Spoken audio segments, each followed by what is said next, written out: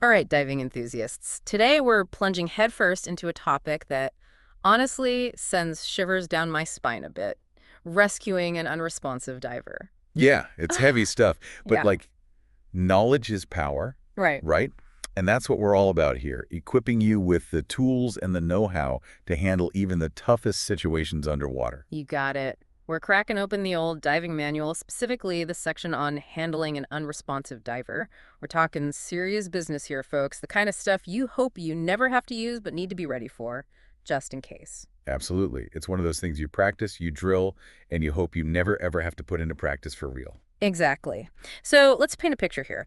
You're diving, enjoying the underwater scenery, and then you see another diver who appears unresponsive. What's the first thing that should be going through your mind? Honestly, the first thing is don't panic. Easier said than done, I know, but that split second of clear thinking can make all the difference. Right, because panicking helps no one. Exactly. Your training is kicking in now. Your priority is to get to that diver quickly and safely. Assessment time, not assumption time. I like that. So you reach the diver. What are your immediate priorities in terms of assessment? What are you looking for? First things first. How are they positioned in the water? Are they facing up, facing down? Is their regulator in or out of their mouth? Okay, so those are the initial visual cues you're processing. Let's break those down a bit.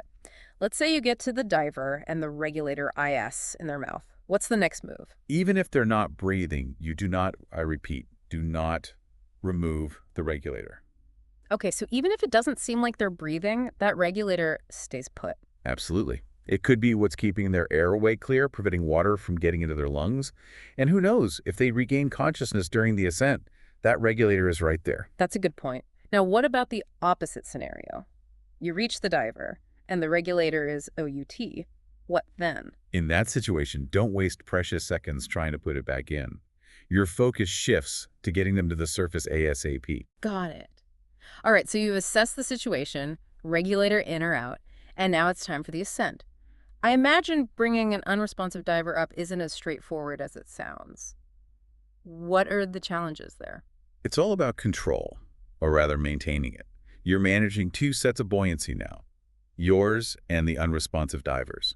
It's a delicate dance. Right, because you've got your own buoyancy to think about, but you're also trying to manage theirs at the same time. You've got it. The manual I'm looking at here recommends getting behind the diver, Yeah. both of you facing the same direction. This gives you more control. So you can use your BCD to initiate the ascent while also having the option to reach around and adjust their BCD if necessary. Exactly. You're using your BCD as the primary driver, but you've got to be ready to vent air from their BCD too, if needed. Hmm. It's all about maintaining a safe ascent rate. You don't want to bolt to the surface. Right, because that introduces a whole other set of risks. Now, let's say, and I can only imagine this would be incredibly stressful, but let's say you're struggling to manage both your buoyancy and the other divers. What do you do then? Okay, so this is where it gets really tricky. If, and this is a big if, but if you're fighting to maintain control and fear, you might lose it completely. You might have to, and I know this sounds counterintuitive, but you might have to release the diver. Wow, I can see why you'd be hesitant to say that. Letting go feels like the last thing you want to do in that situation. It is, and it should be a last resort, absolutely. But sometimes, if you can't safely manage the ascent together, it's safer for both of you to ascend separately. You can always try to regain contact at the surface. Okay, that makes sense as much as it goes against every instinct. So you're ascending, ideally together, but what else is going through your mind as you're heading up? I think it's only natural to start anticipating the next steps. While you're managing buoyancy, you're also mentally prepping for what happens when you reach the surface. So it's almost like a mental checklist running in the background as you handle the physical demands of the ascent. Exactly. For instance, as you ascend, keep an eye on the diver's head position. You want to make sure it's in a natural position.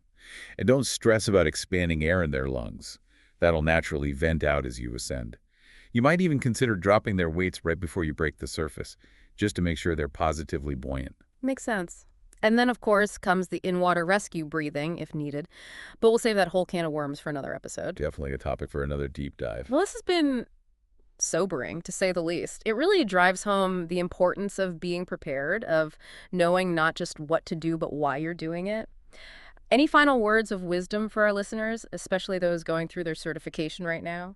Yeah, I'd say this. Knowledge is power, but practice makes perfect.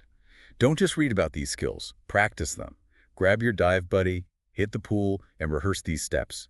It might feel a little weird at first, but trust me, that muscle memory could be a lifesaver one day. Great advice to end on. Until next time, dive safe, everyone.